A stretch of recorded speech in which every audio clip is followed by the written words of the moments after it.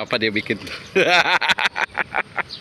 Oke teman-teman, itulah kita mau ada hiburan juga walaupun dalam keadaan pressure yang tinggi dalam tempat kerja ni kan.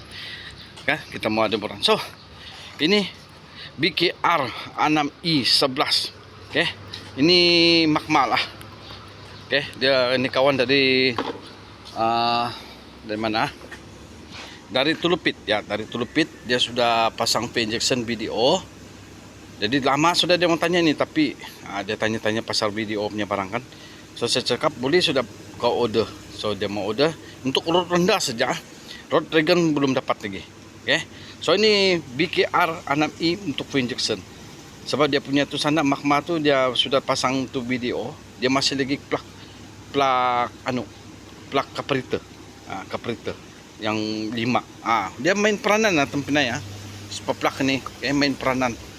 Kalau kamu tengok ni ini nampak BP5ES ni carburetor. Okey. Kalau mau pakai ini pun boleh, tapi tidak cukup angkat. Ini injection. Tidak cukup angkat. Okey. Kalau tengok perbezaan BKR BP tidak jauh. Jadi tapi ini mau setting lagi. Mau setting lagi tempat ni. Okey. Mau setting dia punya api cambuk button lagi tempat ni. So akan ini hari kirim. Alright tempat ni.